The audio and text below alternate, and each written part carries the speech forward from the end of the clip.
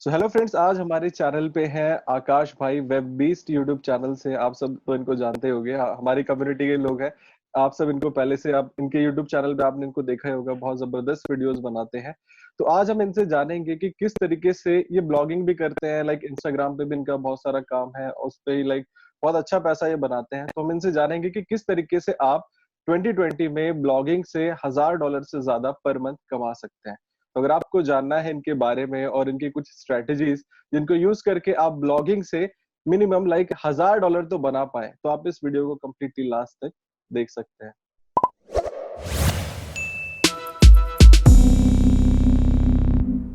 तो hello friends, मेरा नाम है अमित मिश्रा। आप सब देख रहे हैं ट्राई डब्ल्यू टेक, ट्रायोटेक नाम मत भूलेगा। तो जैसे कि मैंने बताया आपको कि आज हमारे चैनल पे है आकाश भाई, वेब बीस्ट यूट्यूब चैनल से। तो इनसे हम बात करेंगे कि किस तरीके से आप ब्लॉगिंग से $1000 और उससे ज्यादा मंथली कैसे बना सकते हैं 2020 में। तो इसीलिए हम इनसे कुछ स्ट्रेटजीज जानेंगे। उससे पहले हम जानना चाहेंगे कि आकाश भाई, आपके बारे में कुछ, लाइक आप कहाँ से हैं, आपने अपनी जर्नी कैसे स्टार्ट की, यूट्यूब पे कैसे आए और ब्लॉगिंग में कैसे आपने लाइक एंट्री की, सारी चीजें। तो क्विक इंट्रोडक्शन आपके बारे में। तो गाइज मेरा नाम है आकाश और मैं वेबीस यूट्यूब चैनल से हूँ एंड मैं उसको होस्ट करता हूँ। मेरा ब्रदर भी है मेरे साथ, वो भी काम करता है। मैं पास्ट 6 ईयर से काम कर रहा हूँ एंड मैंने स्टार्ट किया था कॉलेज के टाइम पे ही। मैंने एनआईटी श्रीनगर से अपनी बीटेक की डिग्री कंप्लीट किया है इंफॉर्मेशन टेक्नोलॉजी में। एंड जो मेरा बैकग्राउंड है ये कोडिंग वाला ज्यादा है एज कम्पेयर टू कोई और।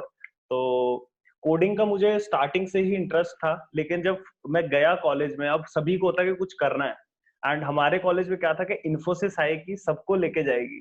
तो वही मेरे दिमाग में था कि अब आ चुके हैं तो 30,000 में यहाँ पे घुसना ही घुसना है, जो मर्जी हो जाए। लेकिन अब कॉलेज में जाके मैंने एक बंदे को देखा, उसकी वेबसाइट बहुत ज्यादा चलती थी एंड उसके पास एक एलियन वेयर का लैपटॉप था 2 लाख का। अब मेरे को नहीं पता उसका कौन सा वर्जन था, लेकिन 2 लाख का सुना था मैंने कि उसका 2 लाख का लैपटॉप है एंड वो बंदा वेबसाइट से ही अर्न करता था। अब उसके पास फिर सभी जाते थे, मैं क्या सभी जाते थे कॉलेज। अब है कि भाई किसी के पास 2 लाख का लैपटॉप इस टाइम पे, तो मतलब एप्पल का ही हो जाए किसी के पास, तो सभी बोलते हैं भाई एप्पल का लैपटॉप है इसके पास, देखो क्या। तो वही था कि जाते थे सभी एंड उससे बहुत बंदे इंस्पायर कॉलेज में। लेकिन उनमें से काम किसी किसी ने किया एंड लास्ट तक जितना मुझे पता है सिर्फ मैंने ही कंटिन्यू किया इसे। एंड उस दिन पे मैंने स्टार्टिंग करी ब्लॉगिंग का। मुझे पता चला कि भाई पैसे कमाते हैं, कोई कीवर्ड है अर्न मनी ऑनलाइन, कि लोग सर्च कर सकते हैं नेट पे। उससे पहले तो था ही नहीं कि भाई कुछ ऑनलाइन अर्निंग है, उसको देखा तो पता चला। तो वहां से मेरी जर्नी स्टार्ट हुई एंड फिर धीरे धीरे गाइडेंस, मतलब जैसे इस टाइम पे हम यूट्यूब वगैरह पे देखते रहते हैं, किसी ने कुछ बता दिया कुछ बता दिया, गाइडेंस इतने ज्यादा नहीं था। वो भी बंदा इतना नहीं बताता, कोई भी अपना सीक्रेट शेयर नहीं करेगा आपके साथ। तो वो मुझे इतना बताएगा नहीं, हाँ भाई अब आ गया है तो अब फिर बोला ये देख ले। फिर उसने बताया कि डोमेन लो, फिर डोमेन लिया, फिर होस्टिंग लो। तो वैसे वैसे चलता रहा, उसने ज्यादा गाइड नहीं किया, लेकिन फिर भी थोड़ा बहुत रिसर्च कर करके फिर टेक्निकल बैकग्राउंड था तो कोप अप कर लिया एंड आज के टाइम पे अच्छा खासा कमा रहे हैं। एंड साथ में यूट्यूब चैनल भी अभी स्टार्ट किया था 9 महीने पहले। आकाश, आप ब्लॉगिंग में कैसे एंट्री किया आपने, मतलब आप तो डोमेन और होस्टिंग परचेज किया, उसके बाद मतलब क्या कहानी रही? अब जैसे इंस्पायर तो मैं हो गया उससे, ठीक है। तो उस टाइम पे काम कर रहा था एक हाउ टू ब्लॉग पे। हाउ टू ब्लॉग पे वो काम कर रहा था एंड उस बंदे को अब वो जब बनाता था मैं जाके बैठ के उसके साइड पे देखता ये कर क्या रहा है। एंड फिर जब उसने थोड़ा बहुत बताता था वो कि मैं देख ऐसे कर रहा हूँ, ये चीज होती है, ये चीज होती है, ये एक निश हुआ टॉपिक है ये मेरा, मैं इस पे ये कैटेगरी बनाई है, ये मैं पोस्ट डालूंगा लोग पढ़ेंगे इसे। तो फिर उसको देखकर मैंने भी एक हाउ टू ब्लॉग बना दिया पहला। मैंने उसका डोमेन लिया।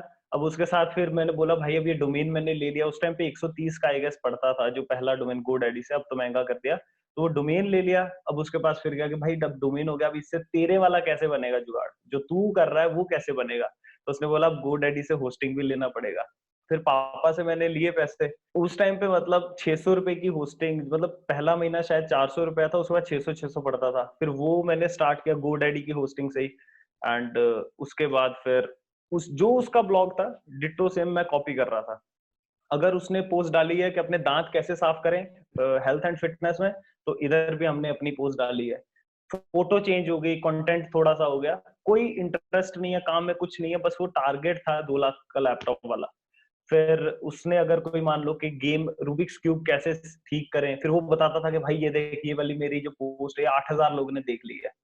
फिर मैं इधर आना, मैंने वही पोस्ट लिखनी कि भाई अगर उसकी चल रही तो मैं भी लिखूंगा।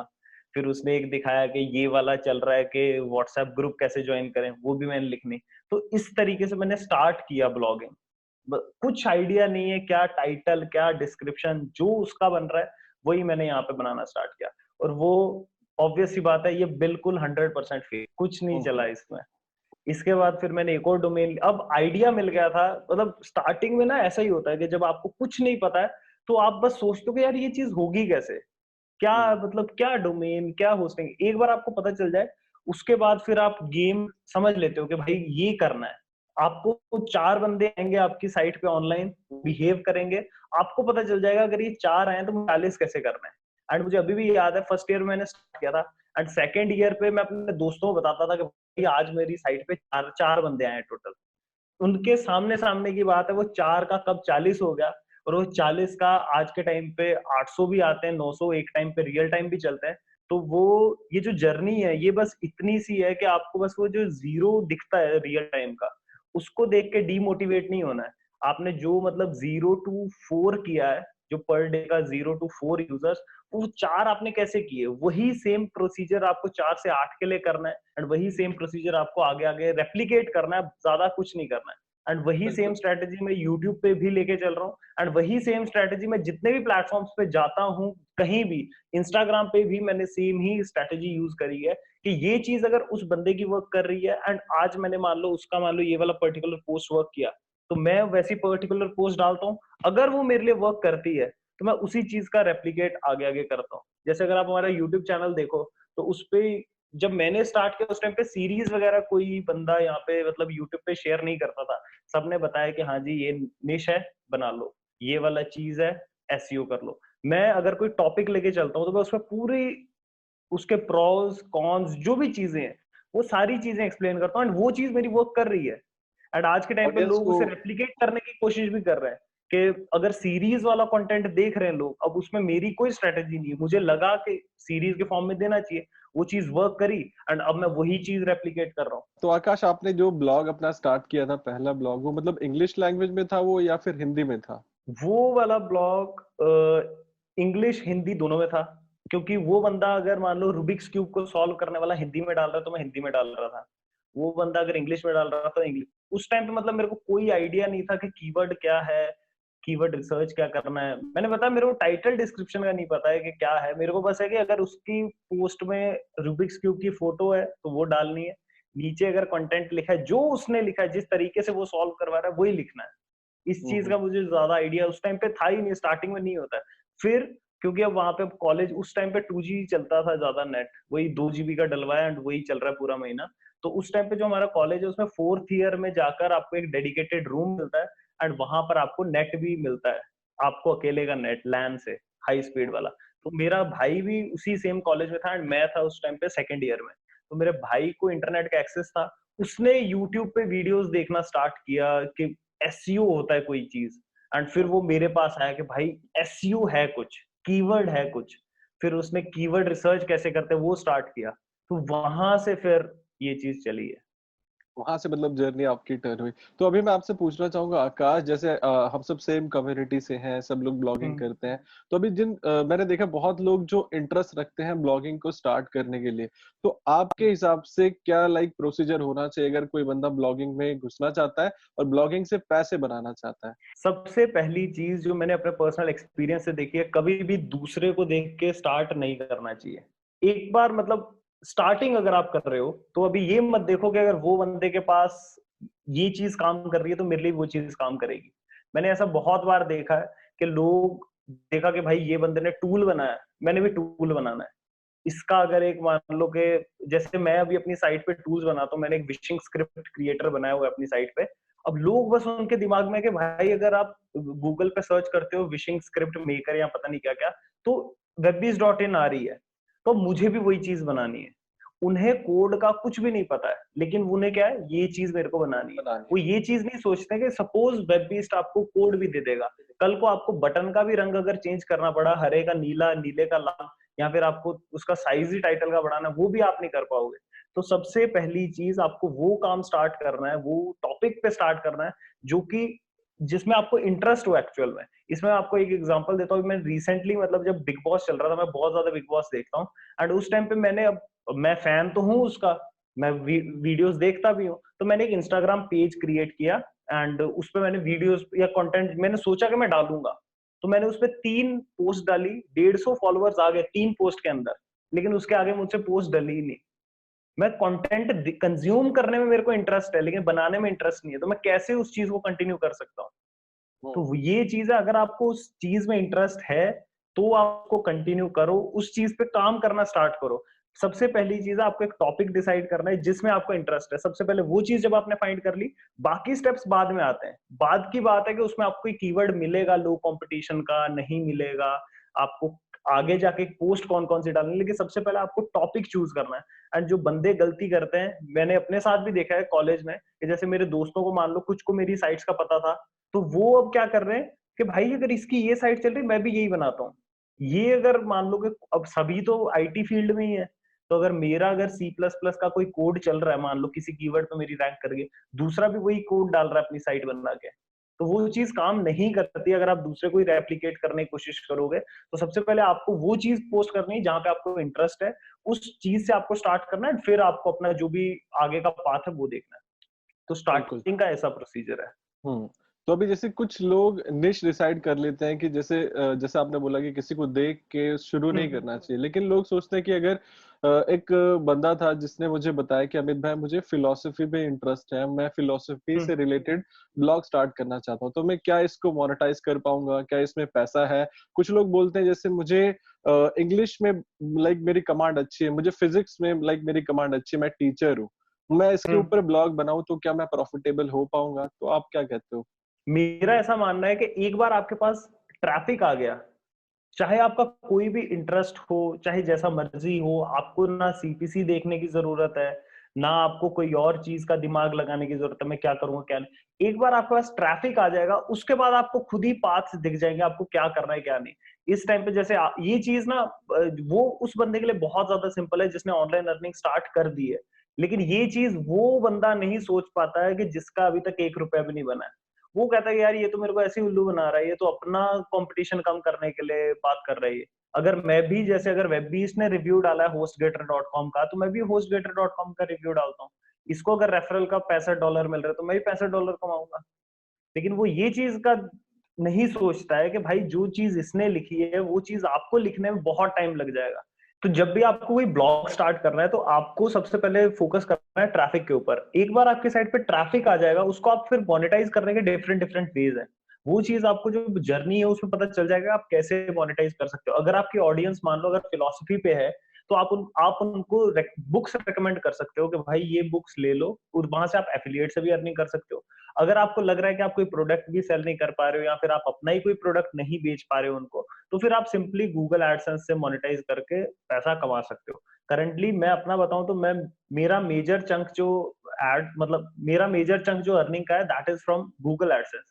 And hmm. स्टार्टिंग से ही मैंने सुना है, जब से मैंने स्टार्ट किया था, कि भाई गूगल एडसेंस से मतलब कम अर्निंग होती है, एफिलिएट से इतना परसेंट ज्यादा होगा, उतना परसेंट ज्यादा होगा। लेकिन जो मेरा निश है, वहां पर मैं मोनेटाइज ही नहीं कर सकता हूँ एफिलिएट मार्केटिंग से या फिर किसी और चीज से, तो फिर मैं कैसे उन चीजों तक जा पाऊँ, है ना?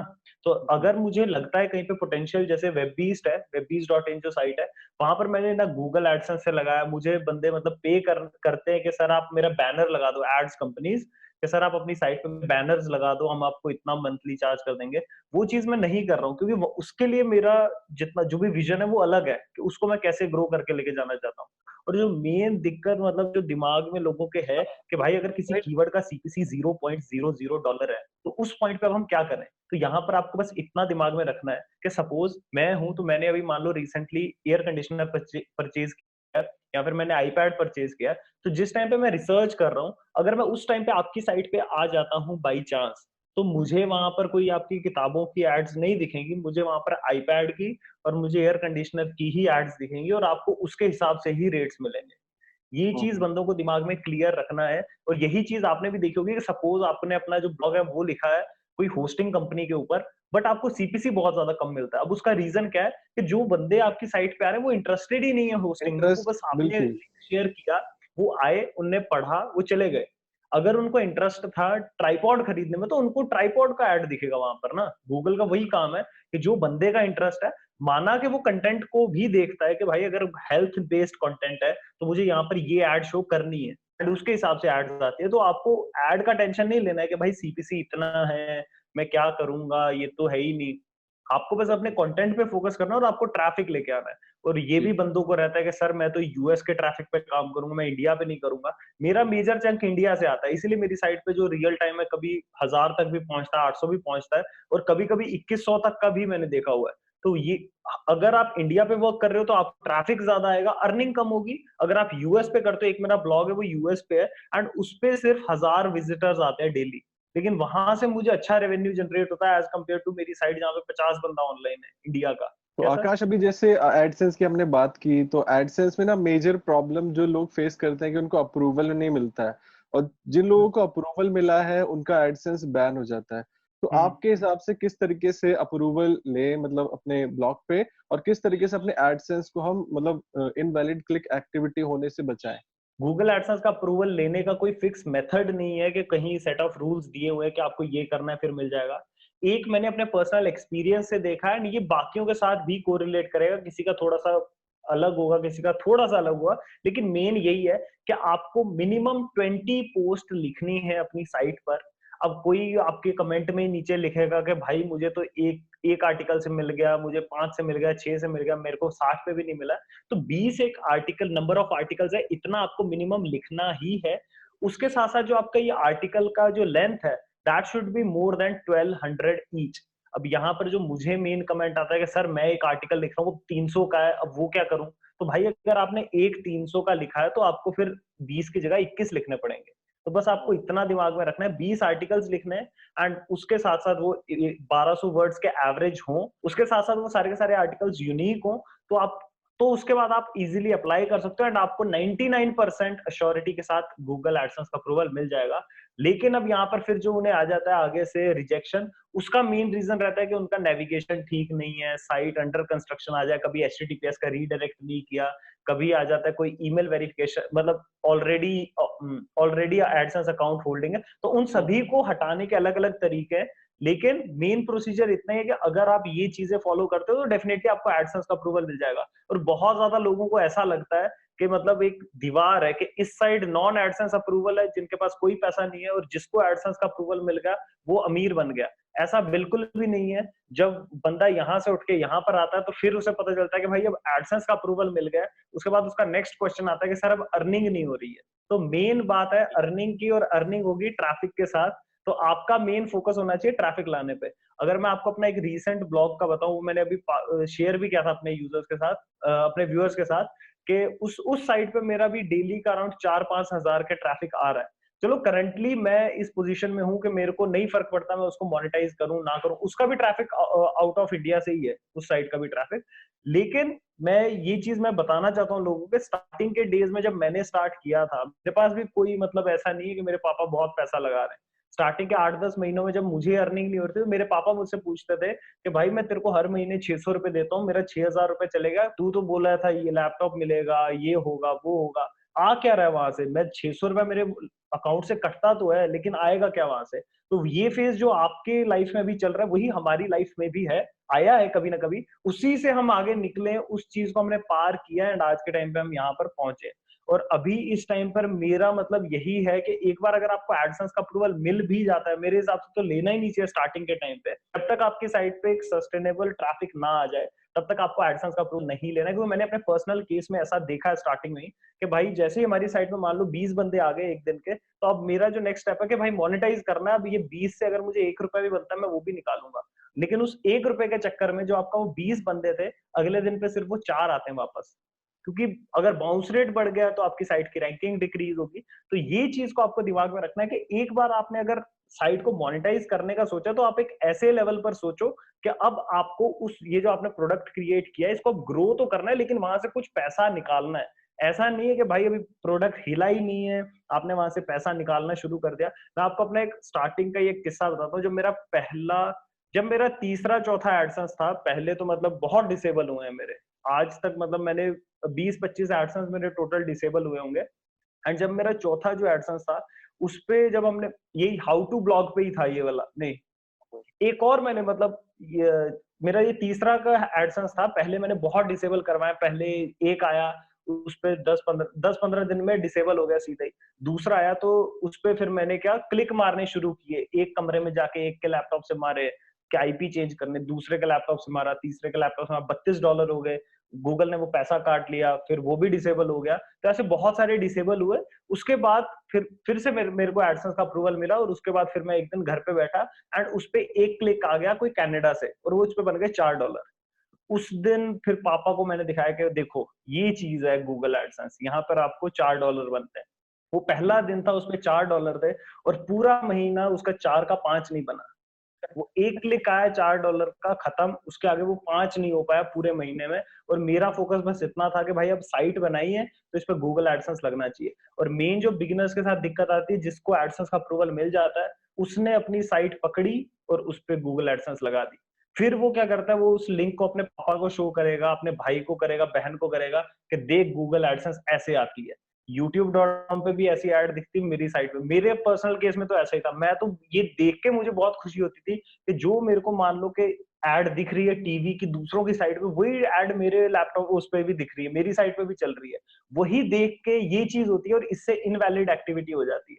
जब आपकी साइट पे व्यूअर्स ही नहीं है, तो उस टाइम पे आपकी साइट पे बार बार आके अगर आप देखते हो उसी सेम आईपी से या फिर उसी सेम नेटवर्क से, तो गूगल उसको देखता है कि आप इनवैलिड एक्टिविटी करो, और उससे ही डिसेबल होता है। करंटली मैं आपको बताऊं तो जो मेरी साइट का जो एडसेंस है, उस पे हम साइट अपने ही अकाउंट पे खोलते भी हैं, क्लिक्स भी बहुत होते हैं, कोई फर्क नहीं पड़ता, कोई इनवैलिड एक्टिविटी नहीं, कोई कुछ नहीं। क्योंकि जब आपका मास स्केल पे आपकी साइट पे ट्रैफिक आ रहा है, बहुत ज्यादा आपको इंप्रेशंस मिल रहे हैं, बहुत ज्यादा क्लिक्स, तो उससे फर्क नहीं पड़ता, गूगल उतना को फिल्टर आउट कर देता है। लेकिन आपकी साइट पे क्लिक ही 10 आए हैं, इंप्रेशंस 10 आए हैं, और 10 के 10 पे क्लिक्स बन रहे हैं, तो वो चीज ठीक नहीं बैठती। जहां पर आपकी साइट पे 2 लाख इंप्रेशंस हैं, उसमें से आपने 10 इंप्रेशन आपने कर दिए, तो क्या ही फर्क पड़ता है, वो चीज फिल्टर आउट हो जाएगी। जो एआई का सिस्टम है गूगल, वहां पे वो फिल्टर आउट कर लेता है, मेरा ऐसा मानना है।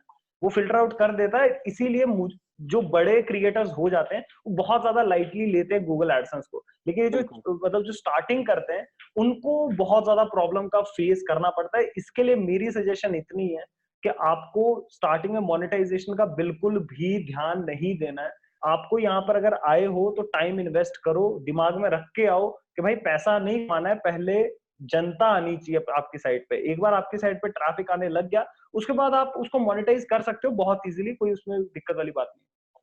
तो आकाश, अभी कुछ मैं पूछना चाहूंगा आपसे, जैसे अभी क्वेश्चन तुम्हारा बहुत अपने इन डेप्थ बताया, तो आई होप लोगों को बहुत हेल्प मिलेगी इससे, जो लोग एडसेंस के मैं इनवैलिड एक्टिव। एक चीज मैं आपको इसमें बता देता हूँ कि अभी मैंने ये चीज तो मैंने बता दी, अब इस पे और अलग अलग कमेंट्स आएंगे आपकी वीडियो पे कि सर अब आपने 22 बोल दिए, अगर मैंने 23 के बाद अप्लाई किया तो तब क्या हो जाएगा, सर मैंने 19 पे अप्लाई किया तो तब क्या हो जाएगा। तो यही चीज मतलब जो बंदे करने वाले होते हैं वो कर जाते हैं, और जो नहीं करना होता वो सिर्फ पूछते ही रह जाते हैं। और मैंने ये चीज देखी है कि अगर आप सिर्फ पूछ रहे हो लोगों को जाके भाई ये चीज कैसे होगी, ये चीज, उसके बजाय अगर आप उसे अप्लाई करोगे तो आपको ज्यादा जल्दी रिजल्ट्स मिलेंगे, और आपको पता चलेगा, आपको अप्रूवल मिले ना मिले, लेकिन आपको रिजेक्शन का रीजन दिख जरूर जाएगा कि भाई आपको क्यों नहीं मिला। और अगर आप उसको फिक्स करने को जाओगे, चाहे सर्च कर लो, अब हमें किसी ने आके बताया नहीं कि ये चीज फिक्स कैसे होगी, लेकिन वही है, प्रोसेस में हम चलते गए, और हमें उन सभी चीजों का पता लगता क्या कि भाई ये चीज भी होती है, ये चीज भी होती है। मेरे को स्टार्टिंग में खुद ही क्लिक कर करके पता चल गया था कि भाई पैसे कटते हैं। ऐसा नहीं है कि $33 दिख गया तो 33 का 33 ही अकाउंट में आएगा, वो 32.90 तो कट गया गूगल से, और 0.10 ही पहुंच पाया करंट बैलेंस में, तो वो तो चीज है। आकाश, अभी जैसे हमने बात किया, जो हमारे वीडियो का टॉपिक है कि लाइक $1000 पर मंथ हमको ब्लॉगिंग से कोई भी बंदा बना सकता है, तो आपके हिसाब से कौन से ऐसे ऐसे लाइक ट्रेंडिंग निशेस हो सकते हैं जिसको स्टार्ट करे, और उसमें वो एटलीस्ट एक बिगनर एटलीस्ट $1000 पर मंथ तो बना पाए? तो आपके एक्सपीरियंस से आप कौन से निशेस को रिकमेंड करोगे? अगर मैं आपको अपना मतलब पर्सनल बताऊं, जहां पर मैंने रिसर्च करके रखा हुआ है, तो वहां पर मेरे 2 निशेस हैं जहां पर मुझे लगता है कि पोटेंशियल है, एंड इनको छोड़कर सभी निशेस में मेरे हिसाब से पोटेंशियल होता है। एंड पोटेंशियल जितने भी मतलब आपके पास जितने भी आपके सामने निश हैं, सभी में कोई ना कोई आपको एंट्री पॉइंट होता ही होता है। अब वो आप एक है हमारा, उसमें से लिरिक्स वेबसाइट अगर आप बनाते हो तो वहां पर बहुत ज्यादा पोटेंशियल है। एंड उसके साथ साथ जो मेरा दूसरा फेवरेट, वो मेरा पर्सनल फेवरेट है, मैं बहुत टाइम से उस पर रिसर्च करके रखी हुई है लेकिन मैं वो स्टार्ट नहीं कर पा रहा हूँ, तो वो है मेरा कोडिंग वाला। यहाँ पर मैं एक डेडिकेटेड ब्लॉग की बात कर रहा हूँ कि आप कोडिंग के ऊपर एक डेडिकेटेड ब्लॉग बनाओ। पता है कि आपने, जैसे मैंने बोला कि भाई लिरिक्स वेबसाइट बना दो, उस पर मैंने एक सीरीज भी बनाई हुई है अपने चैनल पे। अब सबको दिखता है कि भाई इस बंदे ने बोला लिरिक्स वेबसाइट, अब यहाँ पर अगर कोई न्यू मूवी आई तो उसका लिरिक्स डाल दिया। वो लिरिक्स है वो सभी डाल रहे हैं, तो उस चीज से आपको कोई बेनिफिट नहीं मिलने वाला है। जो चीज बाकी प्रोवाइड कर रहे हैं, अब जिनकी अथॉरिटी ज्यादा है वो ऑलरेडी रैंक कर जाएंगे, और स्टार्टिंग के 2-3 पोजीशंस के बाद तो आपको ट्रैफिक मिलने ही नहीं वाला है। तो लोग उसके पीछे ज्यादा भागते हैं एज कंपेयर टू कि वो कीवर्ड रिसर्च करें। और मैंने वो सीरीज स्टार्ट करने से पहले ही कीवर्ड रिसर्च करके रखे हुए थे, बहुत पहले। एंड उन कीवर्ड्स पे आज तक कोई ब्लॉग नहीं। एंड मैंने ये चीज सोची थी कि जिस दिन मैं लिरिक्स वेबसाइट क्रिएट करूंगा, उस दिन मैं उस कीवर्ड पे 4 आर्टिकल लिखूंगा, और फिर मैं बाकी का सोचूंगा कि आगे क्या करना है, क्योंकि मुझे पावर पता है इनिशियल ट्रैफिक की। अगर मैं आपको एग्जांपल बताऊं, जो मैंने अपना ब्लॉग स्टार्ट किया था, जब स्टार्ट करते हो कोई ट्रैफिक नहीं आता है, अब कहां से बंदे लेके आओगे? तो उसके लिए जो मैंने चीज देखी अपने पर्सनल एक्सपीरियंस से, कि आपको इनिशियल ट्रैफिक चाहिए कहीं से भी। अब वो चीज आप गूगल से ले लो, लो कंपटीशन कीवर्ड से, मतलब जहां पे कोई कंपटीशन नहीं, वहां से अगर आपकी साइट पे 2-4 बंदे डेली के आ रहे हैं, तो वहां से आपकी साइट को बूस्ट मिल सकता है। वहां से नहीं मिल रहा है, तो मैंने अपने पर्सनल केस में, मैंने कोरा से ट्रैफिक लेके आया, क्योंकि मेरा फ्रेंड कोरा पढ़ता था, तो उसने मुझे बताया कि भाई ये प्लेटफॉर्म कोरा है। मैंने वहां पे देखा, तो जो मैं कंटेंट प्रोवाइड कर रहा था, उसी के सिमिलर क्वेश्चंस पूछे गए कोरा के अंदर। और जो बंदा वहां पे कोरा का मतलब आर्टिकल पढ़ रहा है, उसको अगर आप बोलोगे for more information you can visit that, या फिर ये, तो बंदा जाएगा, क्योंकि उसको वो पर्टिकुलर क्वेरी है। एंड मैं आपको पर्सनली अपने यूट्यूब चैनल का बताता हूँ, मैंने अपने यूट्यूब चैनल को भी ग्रो करने के लिए कोरा का यूज किया था। वो चीज मुझे व्यूज के फॉर्म में इतना ज्यादा बेनिफिट नहीं दिया, कि बहुत ही कम व्यूज आए, लेकिन मुझे वहां से एक पेड प्रमोशन मिला है अपने चैनल पे, मैं ये बता सकता हूँ। तो आपको इनिशियल ट्रैफिक चाहिए। इनिशियल ट्रैफिक आपको गूगल से, with the help of low competition keywords, that is good.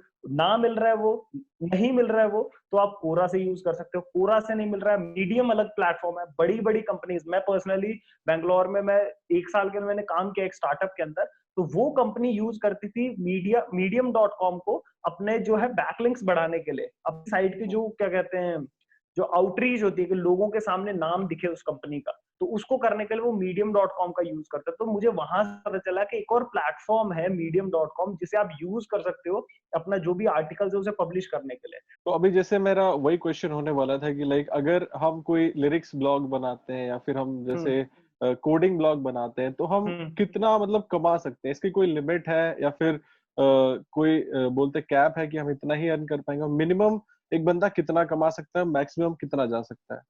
अगर मैं आपको लिरिक्स वेबसाइट का मैं बताऊं, तो लिरिक्स वेबसाइट में ट्रैफिक बहुत ज्यादा है। जो कीवर्ड मैंने रिसर्च करके रखा हुआ है, अगर मैं उसी अकेले कीवर्ड पे काम करता हूं, तो इजीली मेरे ब्लॉग पर डेली का 2000 का ट्रैफिक आएगा इंडिया से। हम्म। सिर्फ 4-5 आर्टिकल लिखने हैं, 2-4 कीवर्ड पकड़ने, और डेली का 2000 का ट्रैफिक। और उस पे इंडियन कीवर्ड्स पे काम करने का फायदा ये है कि आपको ट्रैफिक बहुत ज्यादा मिलता है, और ट्रैफिक मिल गया आपको एक बार, तो उसे आप मोनेटाइज इजीली कर पाओगे। अब लिरिक्स वेबसाइट की अगर बात है, तो लिरिक्स वेबसाइट में अगर आप पैसा कमाना चाहते हो, तो उस पर आपको गूगल एडसेंस ही मेरे हिसाब से जो मुझे दिखता है, जहां से आप ज्यादा पैसा निकाल पाओगे। बाकी चीजें शायद काम ना करें। बाकी हर एक का अपना अपना पर्सपेक्टिव है, वो अलग अलग तरीके से देख सकते हैं। मुझे ऐसा लगता है कि वहां से आप गूगल एडसेंस से ही पैसा कमा सकते हो। लेकिन लिरिक्स वेबसाइट में आपको ट्रैफिक बहुत ज्यादा मिलेगा, तो ट्रैफिक ज्यादा है तो आपकी अर्निंग ज्यादा होगी। अगर मैं आपको पोटेंशियल की बात करूं, तो इजीली 1000 के पार बंदा पैसा कमा सकता है। और अगर आपकी साइट एक एवरेज पहुंच जाती है, जितना एक एवरेज लिरिक्स वेबसाइट हो, कि बहुत ज्यादा आप टॉप पे नहीं रैंक कर रहे हो, हर लिरिक्स पे आपकी साइट 6-7 नंबर पे रैंक कर जाती है, लेकिन किसी किसी पे आप फर्स्ट सेकंड पे पहुंचते हो, तो उस टाइम पे आप इजिली $1500-2000 अर्न कर सकते हो आज के टाइम पे भी। और बस ये बोल देना कि 10 साइट वहां पे रैंक्ड है, मैं कैसे पहुंचूंगा, 5 साइट है वहां पे, इनकी अथॉरिटी ये है, मैं कैसे पहुंच जाऊंगा? मैं आपको पर्सनली अपनी webbees.in साइट का बताऊं, मैं उसको मेंटेन बिल्कुल भी नहीं करता हूं, क्योंकि मैं यहाँ पर टाइम बहुत कम से, मतलब मैं चाहता हूं कि मैं यहाँ पे टाइम इन्वेस्ट करूं, मैं चाहता हूं वो साइट में अच्छी बनाऊं, नहीं बना पाता हूँ। वो साइट की अथॉरिटी विद इन 9 मंथ्स इतनी हो गई है कि मेरी साइट पे 10 दिन तक ट्रैफिक आ रहा था चीपेस्ट.com डोमेन से। उस कीवर्ड से जिस पर आप अगर सर्च करते हो, मतलब बाय चीपेस्ट डॉट, पता नहीं अब मेरे को कीवर्ड भी वो एग्जैक्ट याद नहीं है, मेरे को 10 दिन तक वो ट्रैफिक आ रहा था उस कीवर्ड से।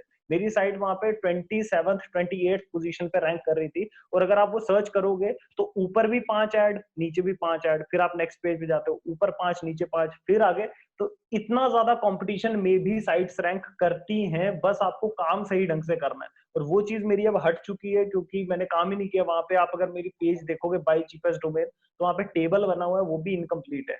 मतलब मैंने काम नहीं किया, वो मेरी गलती है। लेकिन अब आप बोलो कि भाई मैं यहाँ पे चीपेस्ट बाय चीपेस्ट डॉट, वही बाय चीपेस्ट डोमेन्स वाला मान लो कीवर्ड है, यहाँ पे मेरी साइट रैंक ही नहीं कर सकती। यहाँ पर गोडैडी है, होस्टगेटर है, बाकी बाकी कंपनी ने आर्टिकल लिखे हुए, मैं कैसे रैंक करूंगा? तो ऐसा नहीं है, आपका कंटेंट सही ढंग का हो, हर जगह पर आपको एक एंट्री पॉइंट होता है। ऐसा नहीं है कि सभी ने हर जगह एक्सप्लॉइट किया हुआ है, एंट्री पॉइंट है। और same is the case with ये जो हमारा कोडिंग वाला निश है, जहां पर आप कोड के जितने भी वो होते हैं कि write a program to do this do that, इसमें भी मेरे पास 2 कीवर्ड्स ऐसे हैं, मैंने स्टार्टिंग में ही देखा था। तो 2 कीवर्ड्स मेरे पास ऐसे हैं जिन पे बहुत कम कंटेंट है, जहां पर जो बड़ी बड़ी अथॉरिटेटिव साइट्स हैं उन्हें कंटेंट नहीं दिया हुआ है, लेकिन लोग सर्च करते हैं।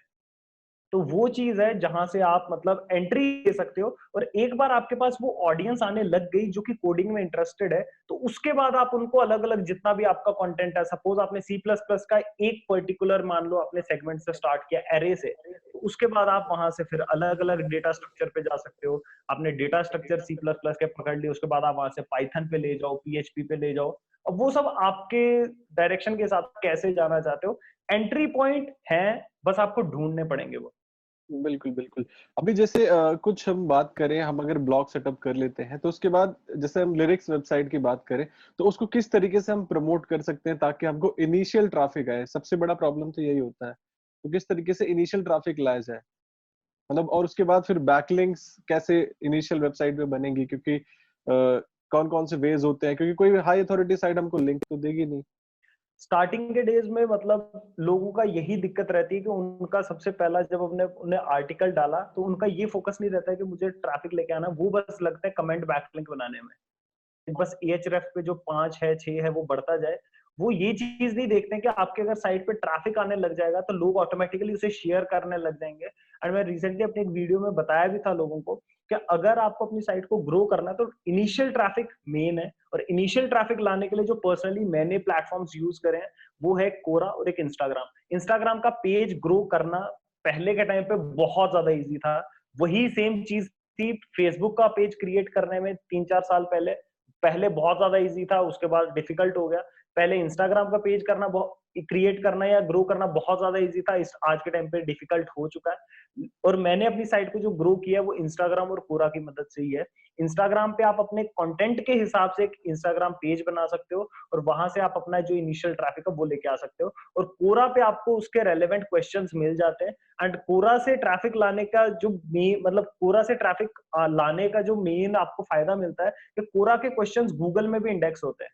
कोरा मतलब अब ये जितनी भी चीजें ये सभी सब्जेक्टिव है कीवर्ड के हिसाब से। जैसे अब कोरा को अगर आप पकड़ोगे लिरिक्स वेबसाइट के लिए तो वो वर्क नहीं करेगा। अभी रिसेंटली मेरे को एक मेल भी आया था एक सब्सक्राइबर का कि सर मैं कोरा का बैकलिंक बना रहा हूँ लिरिक्स वेबसाइट। अब कौन पढ़ने आ रहा है कोरा पे आंसर उसके? लेकिन अगर आप वही कोरा को यूज करते हो अपने कोडिंग वाले सेक्शन के लिए, जहां पर लोग सर्च कर रहे हैं how to write a C plus plus program, और उस पर अगर आपका कोरा का आर्टिकल रैंक्ड है, तो वहां पर आपको अपॉर्चुनिटी है अपना जो लिंक शेयर करके वहां से ट्रैफिक जनरेट करने के।